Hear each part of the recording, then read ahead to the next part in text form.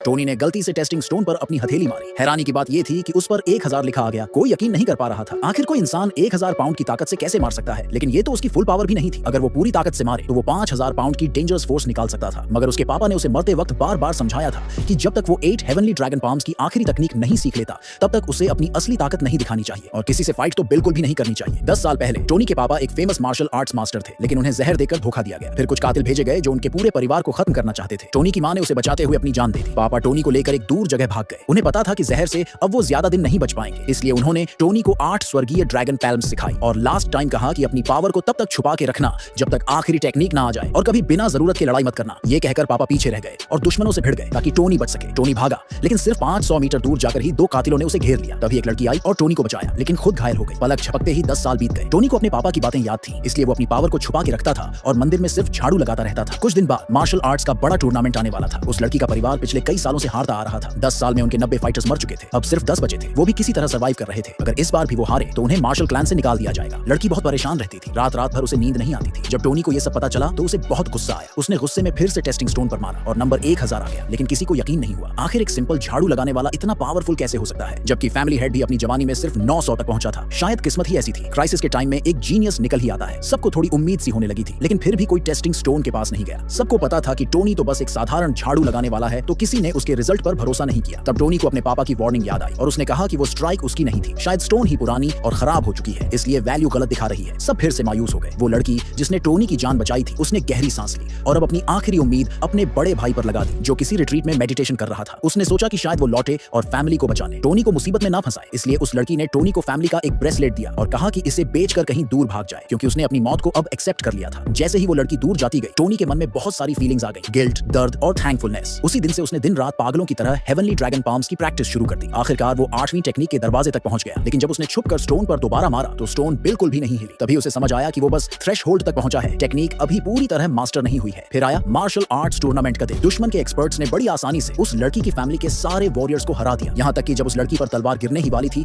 तो उन्होंने उसे लात भी मारी। उसी लास्ट मोमेंट पर उसका बड़ा भाई जो मेडिटेशन में था फाइनली वहां आया। सबके चेहरे पर उम्मीद दिखी, लेकिन जैसे ही वो रिंग पर चढ़ा वो दुश्मन के सामने घुटनों पर बैठ गया और फैमिली की बुक्स और मेंबर लिस्ट दुश्मन को सौंप दी। तभी उस लड़की को रियलाइज हुआ कि जिस इंसान पर उसने सबसे ज्यादा भरोसा किया वो तो धोखेबाज निकला। उसने सबके गुस्से और गालियों की परवाह किए बिना ठंडी आवाज में कहा कि अब ये फैमिली खत्म होनी चाहिए और सबको दुश्मन के सामने घुटनों पर गिरकर जान की भीख मांगनी चाहिए। लेकिन फैमिली के लोगों ने मरना तो मंजूर किया पर घुटने टेकना नहीं। तब उस बड़े भाई ने खुद उन्हें मारना शुरू कर दिया ताकि बाकी को बचा सके। वो लड़की रोती हुई उसके सामने गिर पड़ी और रहम की भीख मांगने लगी, लेकिन उस गद्दार ने उसे बेइज्जत करने के लिए कहा कि सबके सामने अपने कपड़े उतार दे। उसी पल टोनी का सब्र टूट गया। उसने एक जबरदस्त किक मारी और उस धोखेबाज को हवा में उड़ा दिया।